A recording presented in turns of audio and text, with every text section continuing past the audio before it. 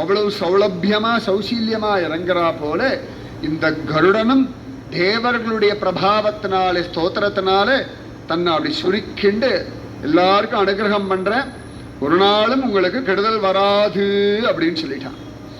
அத்தனை அழகா அந்த குழந்தை பசிக்கிறதுன்னு அம்மாட்ட போய் கேட்கிறான்.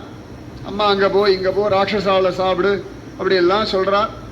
பறந்து போறான், அப்படியும் பத்தலையான் பசிக்கிறது. அப்பாட்ட போய் கேட்கறான், அப்பா ரொம்ப பசிக்கிறதுப்பா, இன்னும் இன்னும் இன்னும் இன்னும் பசிக்கிறது, எனக்கு ஏதாவது நல்ல பெருசா ஆகாரம் வேணும் அப்படின்னு சொன்ன உடனேயே அப்பா சொல்லார், அவ்வளவு அழகா ஒரு தீவு இருக்கு, அந்த தீவுல ஒரு யானையும் ஆமையும் சண்டை போன்று இருக்கு. அது பூர்வ ஜென்மத்துல அண்ணா தம்பியா இருந்து சொத்து தகராறு பண்ணிட்டு இந்த ஜென்மால ஒருத்தருக்கு ஒருத்தர் பிரதிசாபம் கொடுத்து யானையாச்சு ஆமையாயாச்சு. ஆனா இப்பயும் ஒரு குளத்துல 2 சண்டை போட்டுட்டே இருக்கு. டெய்லி ஒரு நாளை போல சொத்து தகராறுல அண்ணனும் தம்பியும் யானையும் ஆமையா மாறிட்டா, மகாபாரதம் சொல்றது. அதனால பார்த்துக்கோங்க, இருக்கிறது அழகா வாழறது முக்கியமா, திரும்பி அடுத்த ஜென்மா கண்டினியூ ஆனவான்னு பார்த்துக்கோங்க. அது யானையும் ஆமையுமா வேற சண்டையா. அதனால அவளை 2 பேரும் போய் சாப்பிடு, மறந்து போய் தபஸ்விகள் யாரையும் ஒரு கஷ்டமும் கொடுத்துடாதே, தபஸ்விகளுக்கு ஒரு நாளும் ஒரு இடைஞ்சல் பண்ணிடாதே என்றார் கஷ்யபர். உடனே கருடன் பறந்து போய் அந்த யானையை ஆமி அப்படி எடுத்துட்டாராம். இந்த திருக்குறுங்குடி பக்கம் போனோம்னா ஒரு சிற்பம் உண்டு, எத்தனை பேர் பார்த்துக்கன்னு எனக்கு தெரியாது. திருக்குறுங்குடி உள்ள நுழைஞ்ச உடனேயே இந்த ராஜகோபுரம் தாண்டி ஜீயர் மடம் எல்லாம் தாண்டி போறோம் இல்லையா, அந்த கோபுரத்தோட உள்பக்கம் போனேன்னா பின்பக்கத்துல ரொம்ப அழகா நிறைய சிற்பங்கள் உண்டு. அது உள்பக்கத்திலேயே இருக்கு, போய் தேடி பாருங்க. இல்லாட்டி கருடனுடைய சித்திரம் நீங்க கூகுள்ல போட்டேன்னா தெரியும். அழகா ஒரு யானை ஒரு ஆமை இதெல்லாம் தூக்கிண்டு அப்படி அலைய பறக்கிற மாதிரி இருப்பார். கூடவே அந்த அழகுல ஒரு பெரிய களைய வேற தூக்கிட்டு இருப்பார். அந்த களையில வேற நிறைய ரிஷிகள் தலைகீழ தொங்கிட்டு இருப்பா, வாலக்கியர்கள் ரிஷிகள் அவெல்லாம் தொங்கிட்டு இருப்பா. இந்த யானைய ஆமையை எடுத்துண்டு இவர் தேடி போய் எங்க சாப்பிடலான்னு பார்த்து கடைசியில் ஒரு பெரிய ஆலமரம், அதுல போய் அப்படி உட்கார்றார். அது முறிஞ்சுடுறது, இவர் கணம் தாங்காம அது முறிஞ்சு அப்படி கீழே விழும்பொழுதுதான் அவர் பார்க்கிறார், இந்த கீழே ரிஷிகள்லாம் தொங்கின்னு இருக்காள். அவெல்லாம் கட்டவரல் சைஸ்ல இருக்கக்கூடிய ரேகையில இருப்பாளாம். இவ்வளவுதான் இருப்பான்றான். இந்த கட்டவரல் நடுவில் ஒரு ரேகை இருக்கு பாருங்க, இத்தினூண்டு டைனியா, இவ்வளவுதான் இருப்பாளாம். அந்த வாலக்கியர்கள் அப்படிதான் தபஸ் பண்ணிட்டு இருக்காளாம். ஐயோ இவா ரிஷிகளாச்சேன்னு சொல்லி அந்த களையையும் தூக்கிண்டு இவாளை எங்க கொண்டு ஜாகிரதையா இறக்குறதுன்னு பறந்துட்டே இருக்காராம். அவ்வளவு பலவான் கருடன், அதான் கருத்மான்னு சொல்றோம். அதையும் தூக்கிண்டு வாலக்கியர்களையும் தூக்கிண்டு இந்த ஆமையையும் தூக்கிண்டு இந்த யானையும் தூக்கிண்டு இவ்வளவு பலமா இருக்கிறதுனாலதான் அவருக்கு கருடன்னு திருநாமம் அப்படின்னு மகாபாரதம் சொல்றோம். அத்தனையும் தூக்கிண்டு போறார். அதுக்கப்புறமா தான் என்ன பண்றதுன்னு தெரியல, கந்தமாதன பர்வதத்துக்கு போற, பத்ரிகாசிரமம் பக்கம் தான் அந்த கந்தமாதன பர்வதம். அங்க போய் அதன் பிறகு கஷ்யபர் பிரார்த்திக்கிறார் வாலக்கியர்கிட்ட, உங்க ஆசீர்வாதத்தினால பிறந்த குழந்தை, தயவு செஞ்சு நீங்க கீழே அப்படி பூமியில இறங்கியாச்சுன்னா அந்த குழந்தை அந்த கிளையை தூக்கி போட்டு சாப்பிடுவான், பசியில வேற அலைஞ்சிட்டு இருக்கான் அப்படின்னு சொன்னதுக்கு அப்புறமா அவ பொறுமையா அந்த கிளையிலேருந்து கீழே இறங்குறாள். ஏன்னா வாலக்கியர்கள்லாம் இந்திரனுக்கு போட்டியா இன்னொரு இந்திரன் வரணுன்றதுக்காக ஒரு யஜ்யம் பண்றாளாம். இந்த வாழகை தூண்டிருப்பான்னு சொன்ன இல்லையா, கஷ்யபர் நல்லா சிரேஷ்டமான ஒரு புத்திரன் வேணும்னு தபஸ் பண்றா. அப்ப அவ சமித்தெல்லாம் கொண்டு வராளாம். இந்திரன் பலவான், நல்ல பெரிய சமித்து மூட்டையை கொடுத்து போட்டுறானா. அவன் கொண்டு வரும் பொழுது இந்த வாலக்கியர்களை எத்தனூண்டு சொன்ன இல்லையா, அவ ஒரே ஒரு சமித்த கஷ்டப்பட்டு இவாள்லாம் தூக்கிட்டு வராளாம். மாட்டினுடைய குளம்படி இருக்கும் இல்லையா, அந்த ஜலம் இருக்குமே, அதை எப்படி கிராஸ் பண்றதுன்னு தெரியாம திணறினாலாம். அதை பார்த்து இந்திரன் சிரிச்சான். ஒத்த சமித்த தூக்கிண்டு இத்தனை பேரு மாட்டினுடைய குளம்படி ஜலத்தை கூட தாண்ட முடியல, என்ன ரிஷிகள்னு கிண்டல் பண்ணிட்டான். உடனே அவளுக்கெல்லாம் கோபம் வந்துடுத்து. அப்படியாடா நீ இந்திரன்ற திமிரலான இருக்காய், உனக்கு சமானமா ஒன்ன அடக்கிற ஒரு இந்திரனை உண்டாக்குறோன்னு யஜ்யம் பண்ண ஆரம்பிச்சிட்டான். அப்ப அவன் போய் கஷ்யபரிடத்துல சொல்ல, கஷ்யபர் இடத்துல பிரார்த்தனை பண்ணா, அவனை இந்திரனா பிரம்மா நியமிச்சிருக்கான், அவன் பண்ணது தப்பு தான், அதனால யாரையும் துச்சமா நினைக்க கூடாது. எந்த காலத்திலையும் இவன் தானே இவாதானே அப்படி நினைச்சுடாது.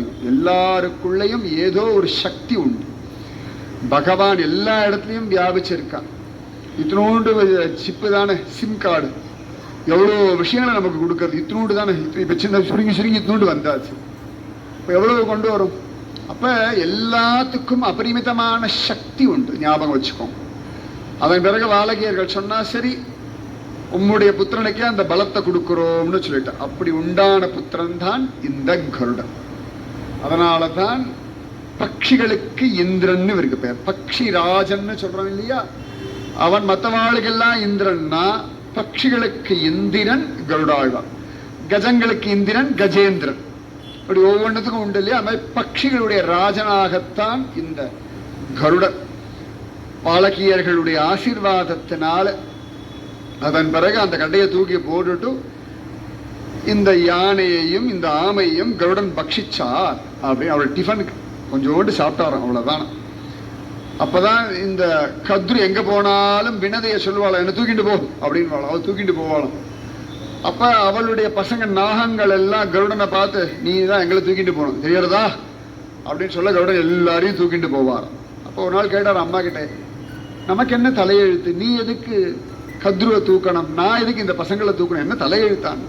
இல்லடா குழந்தை, இந்த மாதிரி நான் அடிமைப்பட்டு கிடக்கிறேன், சரி உன்னை அடிமை தலையிலிருந்து விடுவிக்கணும்னா என்ன பண்ணணும் அப்படின்னா, உடனே அந்த கத்ரு நாகங்கள்லாம் தீர்மானம் பண்ணி, எல்லாரும் எங்களை அடிச்சு கொள்றான், அமிர்தம் சாப்பிட்டுட்டோம்னா இரவாமையா இருந்துருவோம், அப்ப ஜாலியா இருக்கலாம்.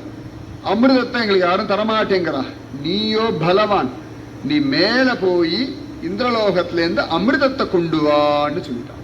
அதுக்கு என்ன கொண்டு வரேன்னு கிளம்பி ஆச்சான் கருடன். வேகமா கிளம்பி இந்திரலோகம் போக, இந்திரன் கேட்கிறான், பிரகஸ்பதி சொல்ல ஒன்னும் பண்ண முடியாதவன, அவன் அவ்வளவு பலவான், வாலக்கியர்களுடைய ஆசீர்வாதத்தினால பிறந்த குழந்தை, உன்னால ஒன்னும் பண்ண முடியாது, ஞாபகம் வச்சுக்கோ அப்படின்னு சொல்ல, பெரிய யுத்தம் எல்லாம் பண்ணி கருடன் அந்த அமிர்த கலசத்தை எடுத்துட்டு. எங்கேயாவது அமிர்த கலச கருடன் பார்த்திருக்கா, தெரியுமா, கேள்விப்பட்டிருக்கா? யாரா ஸ்ரீரங்கத்துக்காரா உண்டா? ஸ்ரீரங்கத்துக்காரா உண்டா அமிர்த கலச கருடன்? எங்க இருக்கார்? சக்கரத்தாழ்வார் பக்கத்திலேயே அமிர்த கலச கருடன் ஒண்ணு உண்டு, ரொம்ப விசேஷமானவர். ஸ்ரீரங்கத்துக்காரா மட்டும்தான் அங்க போவா, மற்ற யாருக்கும் தெரியாது. எது நடக்கினாலும் அவர்கிட்ட போய் ஒரு அமிர்த கலசத்தை சமர்ப்பணம் பண்ணிடும். அமிர்த கலசம்னா என்னன்னு தெரியுமா? அது சொல்லுங்க ஸ்ரீரங்கத்துக்காரா. இல்ல பரவாயில்ல சொல்லுங்க. கொழுக்கட்டை, கொழுக்கட்டைக்கு அமிர்த கலசம்னு பெயர் உண்டு. பிள்ளையாருக்கு மட்டும் இல்ல, இவருக்கும் அமிர்த கலசம் பிடிக்கும். அதனால கொழுக்கட்டை பிடிக்கும் போதெல்லாம் அமிர்த கலசம் நினைச்சுட்டு பிடிச்சு, நாளைக்கு கூட கருட ஜெயந்திக்கு ஆத்துல கொழுக்கட்டை பண்ணி அவருக்கு சமர்ப்பணம் பண்ணிட்டு அப்புறம் நீங்க சாப்பிட்டுக்கோங்க. அதனால அமிர்த கலச கருடன்றது ரொம்ப விசேஷம், நம்ம ஸ்ரீரங்கத்துல உண்டு. அவ்வளவு அழகா அந்த அமிர்த கலசத்தை கொண்டு வர. அமிர்த கலசம் கிடைச்சோன்னு முதல்ல அவர் சாப்பிட வேண்டாமான்னா, அவருக்கு அதுல ஆசை இல்லையா, அதை சாப்பிட்டு நான் என்ன பண்ண போறேன், எனக்கு அதெல்லாம் வேண்டாம், எங்க அம்மாவை அடிமை தலையிலிருந்து விடுவித்தால் போதும், இவ்வளவுதான் அந்த பிள்ளைக்கு ஆசையா. அதனால துளி கூட அமிர்தத்தை ஸ்வீகரிக்கலாம். அது எப்படி முடியுமா? அந்த அளவுக்கு மனசுல ஒரு வைராக்கியம், எங்க அம்மா நன்னா இருக்கணும், எங்க குடும்பம் நன்னா இருக்கணும்ன்ற ஒரு மனசு. அப்ப பகவான் விஷ்ணு காட்சி கொடுத்தாராம். அப்பா இப்படி ஒரு வைராக்கியம் யாருக்கும் வராது. அமிர்த கலசம் கையில கிடைச்சிருக்கு, ஃபுல் கண்ட்ரோல் உன்கிட்ட இருக்கு, அது துளி கூட டேஸ்ட் பண்ணாம இப்படி கொண்டு வரியேப்பா, எனக்கு அது அவசியமும் கிடையாது, அம்மா விடுதலை ஆகணும், அவ்வளவுதான். அப்ப பகவான் விஷ்ணு சொன்னாராம், ரொம்ப ஆச்சரியம், உனக்கு என்ன வரம் வேணும் கேளு தரேன்னுட்டாராம்.